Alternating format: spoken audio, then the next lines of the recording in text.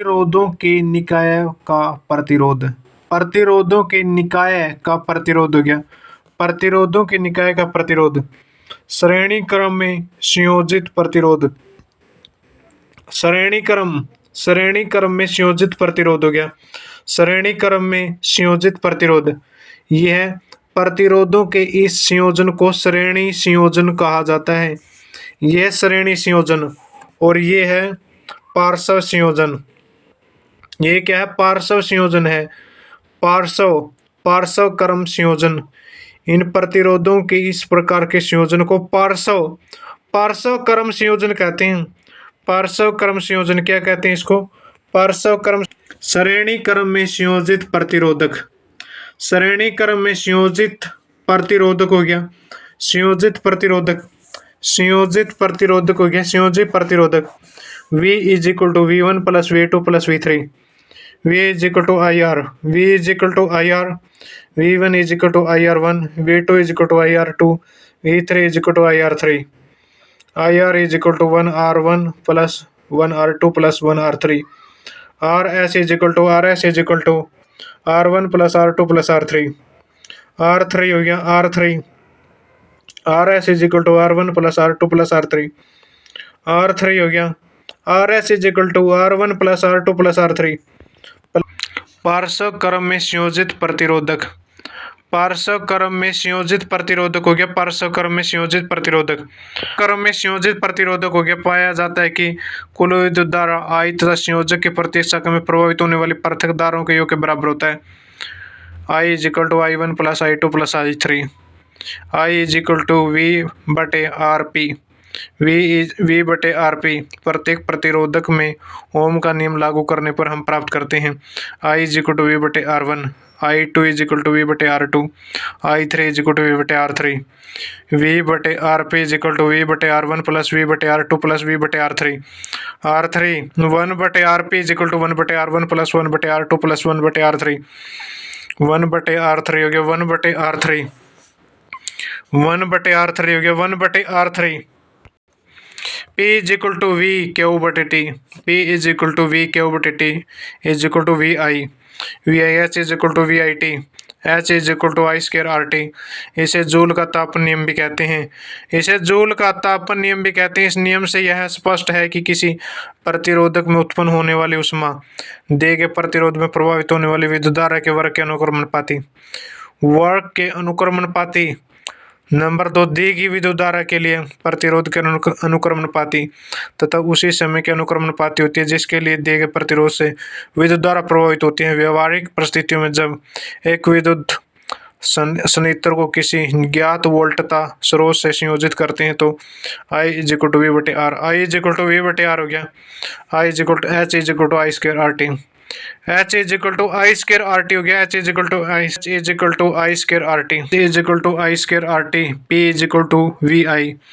H is equal to VIT। H is equal to VIT। H is equal to I square RT। H is equal to IT। IT हो गया। H is equal to IT। H is equal to IT हो गया। Bulb के तंतु को बनाने के लिए टंगस्टन का उपयोग किया जाता है। बल्ब के तंतु को बनाने के लिए टंगस्टन का 3380 डिग्री सेल्सियस का उपयोग किया जाता है। गलनांक कितना होता है? टंगस्टन का गलनांक हुआ है 3380 डिग्री सेल्सियस। 3380 डिग्री सेल्सियस होता है टंगस्टन का गलनांक। टंगस्टन का गलनांक कितना होता है? 3380 डिग्री सेल्सियस। विद्युत धारा के तापीय प्रभाव के व्यवहारिक अनुप्रयोग यानी कि टंगस्टन का बल्ब के तंतु को बनाने के लिए टंगस्टन का गलनांक 3380 डिग्री सेल्सियस का उपयोग किया जाता है जो उच्च गलनांक की एक प्रबल धातु है। विद्युत रोधी टैंक का उपयोग करके तंतु को यथासंभव ताप विलगित बनाना चाहिए। तरह बल्बों में रासायनिक दृष्टि से अक्रिय नाइट्रोजन तथा आर्गन गैस भरी जाती है। फ्यूज को युक्ति के साथ श्रेणी क्रम में संयोजित करते हैं। फ्यूज किसी एक धातु अथवा मिश्र धातु के तार का टुकड़ा होता है जिसका उचित गलनांक हो। उदाहरण के लिए एल्यूमिनियम, कॉपर, आयरन, लेड आदि। यदि परिपथ में किसी निर्दिष्ट मान से अधिक मान की विद्युत धारा प्रभावित होती है तो फ्यूज तार के ताप में वृद्धि होती है। इससे फ्यूज तार पिघल जाता है और परिपथ टूट जाता है। परिपथ टूट जाता है। विद्युत शक्ति होता है। कार्य करने की दर को शक्ति कहते हैं। कार्य करने की दर को क्या कहते हैं? शक्ति कहते हैं। कार्य करने की दर को P is equal to V I. P is equal to V I. P is equal to V I. V is equal to I R. V is equal to I R हो गया। V is equal to I R. P is equal to I square R. P is equal to I square R. V square बटे R. विद्युत शक्ति का ऐसा ही मात्रक वाट है। विद्युत शक्ति का ऐसा ही मात्रक वाट है। वाट है यह विद्युत युक्ति द्वारा उपभोग शक्ति। विद्युत शक्ति हो गया। विद्युत शक्ति वाट शक्ति का छोटा मात्रक है। छोटा मात्रक है। विद्युत ऊर्जा शक्ति तथा समय का गुणनफल होता है।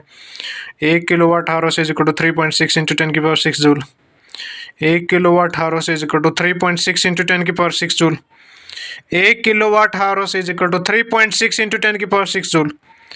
3.6 इंटू 10 की पावर 6 जूल हो गया। 3.6 इंटू 10 की पावर 6 जूल। 3.6 इंटू 10 की पावर 6 जूल हो गया। किसी चालक में गति से इलेक्ट्रॉन की धारा विद्युत धारा की रचना करती है। परिपाटी के अनुसार इलेक्ट्रॉन के प्रभाव की दिशा के विपरीत दिशा को विद्युत धारा की दिशा माना जाता है। विद्युत धारा की दिशा माना जाता है। विद्युत धारा का सही मात्रक एम्पियर है। विद्युत धारा का सही मात्रक एम्पियर।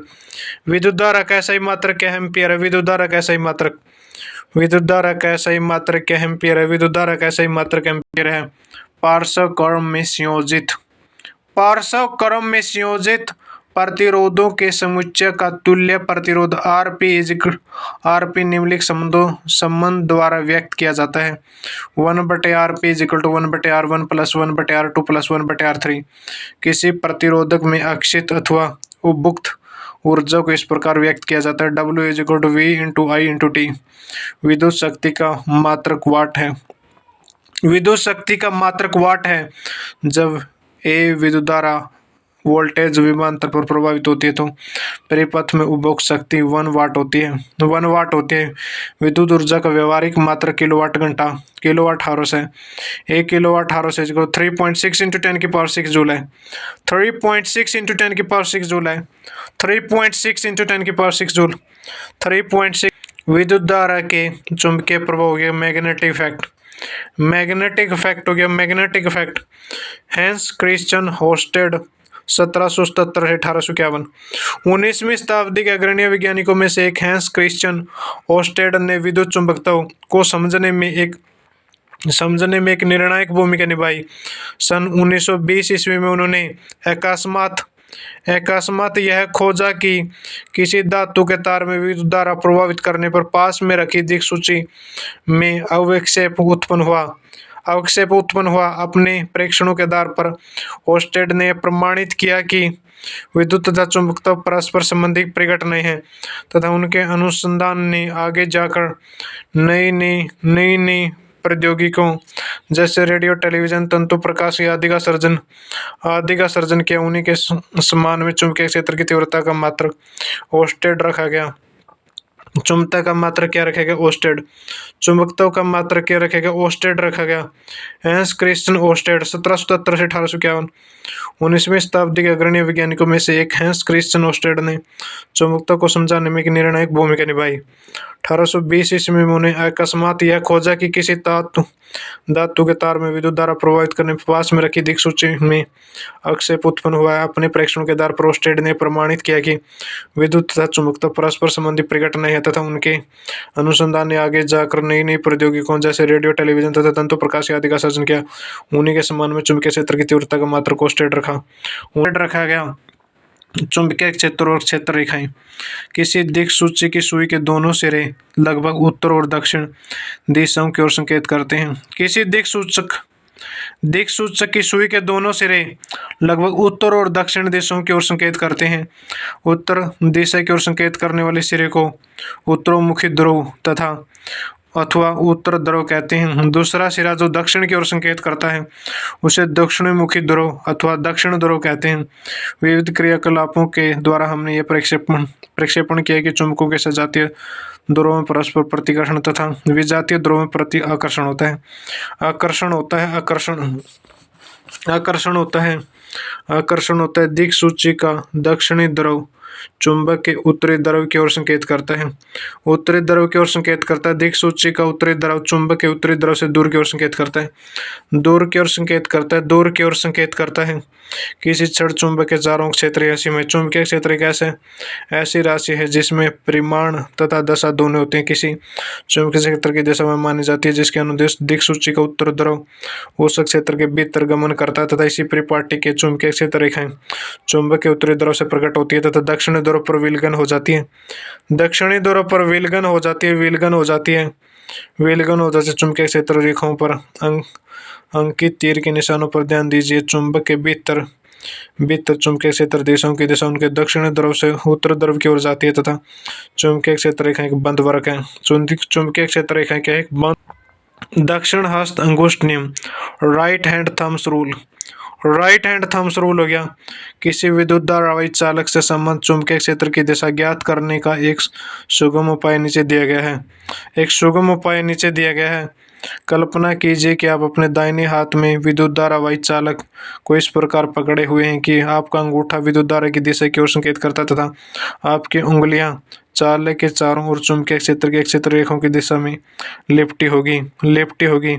इसे दक्षिण हस्त दाहिना हाथ अंगुष्ठ नियम कहते हैं। दक्षिण हस्त अंगुष्ठ नियम कहते हैं इसे मैक्सवेल का कारक सिकुड़ नियम भी कहते हैं। इसे मैक्सवेल का कारक सिकुड़ नियम भी कहते हैं। यदि हम इसे विचार करें कि किसी कारक सिकुड़ को विद्युत धारा की दिशा में आगे बढ़ाते रहें तो कारक सिकुड़ के गुणन की दिशा चुंबकीय क्षेत्र की दिशा होगी। चुंबकीय क्षेत्र की दिशा होगी। चुंबकीय क्षेत्र की दिशा चुंबकीय क्षेत्र की दिशा होगी। विद्युत धारा पूर्व से पश्चिम की ओर प्रभावित हो रही है। दक्षिण हस्त अंगुष्ठ नियम को लागू करने पर पूर्वी सिरे से अवलोकन करने पर चुंबकीय क्षेत्र की दिशा तार के ऊपर या नीचे किसी भी बिंदु पर तार के लंबवत दिशा में दक्षिणीवर्त होगी। इस प्रकार से तार के पश्चिमी सिरे से अवलोकन करने पर चुंबकीय क्षेत्र की दिशा वामवर्त होगी।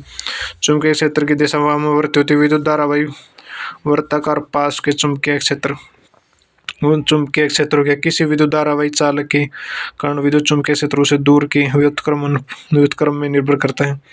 व्युत्क्रम पर निर्भर करता है। परिनालिका में प्रवाहित विद्युत धारा के कारण चुंबकीय क्षेत्र पास लिपटे विद्युत रोधी तांबे के तार की बेलने की आकृति के अनेक फेरों वाली कुंडली को प्रणालिका कहते हैं। अनेक फेरों वाली कुंडली को प्रणालिका कहते हैं। प्रणालिका में प्रभावित विद्युत धारा के कारण चुंबकीय क्षेत्र पास लिपटे विद्युत रोधी तांबे के तार के बेलने के आकृति के अनेक फेरों वाली कुंडली को प्रणालिका कहते हैं। अनेक फेरों वाली कुंडली को प्रणालिका में प्रभावित विद्युत धारा के कारण चुंबकीय क्षेत्र पास लिपटे विद्युत रोधी तांबे के तार के बेलने की आकृति के अनेक फेरों वाली कुंडली को प्रणालिका कहते हैं। अनेक फेरों वाली कुंडली को प्रणालिका कहते हैं। अनेक फेरों वाली कुंडली को क्या कहते हैं? प्रणालिका। पास लिपटे विद्युत रोधी तांबे के तार के बेलने की आकृति के अनेक फेरों वाली कुंडली को प्रणालिका कहते हैं। अनेक फेरों वाली कुंडली को क्या कहते हैं? प्रणालिका। किसी प्रणालिका के भीतर सभी बिंदुओं पर चुंबकीय क्षेत्र समान होता है। सभी बिंदुओं पर चुंबकीय क्षेत्र क्या होता है? समान। प्रणालिका में प्रभावित विद्युत धारा के कारण चुंबकीय क्षेत्र प्रणालिका पास लिपटे विद्युत रोधी तांबे के तार के बेलने की आकृति के अनेक फेरों वाली कुंडली को प्रणालिका कहते हैं। अनेक फेरों वाली कुंडली को प्रणालिका कहते हैं। चुंबकीय क्षेत्र में किसी विद्युत धारावाही चालक में बल। धारावाही फ्रांसीसी वैज्ञानिक आंद्रे मेरी-एम्पियर 1775 से 1836 ने यह विचार प्रस्तुत किया कि चुंबक को किसी भी धारावाही चालक पर परिणाम में समान परंतु दिशा में विपरीत बल आरोपित करना चाहिए। किसी विद्युत धारावाही चालक में चुंबकीय क्षेत्र के कारण लगने वाले बल को निम्नलिखित क्रियाकलापों द्वारा दर्शाया जा सकता है। चुंबकीय क्षेत्र में किसी विद्युत धारावाही चालक पर बल हो गया। Fleming left hand rule for electric motor. Fleming left hand rule for electric motor हो गया। Fleming left hand rule for electric motor हो गया। Fleming left hand rule for electric motor. Fleming left hand rule for हो गया। Left electric motor के लिए left hand rule. विद्युत motor Fleming left hand rule हो गया। विद्युत मोटर इलेक्ट्रिक मोटर। विद्युत फ्लेमिंग राइट हैंड रूल हो गया जनरेटर के लिए। फ्लेमिंग राइट हैंड रूल हो गया जनरेटर के लिए हो गया। फ्लेमिंग राइट हैंड रूल हो गया generator. Fleming right hand rule हो गया जनरेटर हो गया। फ्लेमिंग राइट हैंड रूल हो गया जनरेटर। माइकल फैराडे हो गया। माइकल फैराडे माइकल फराडे हो गया 1791 से 1867 हो गया।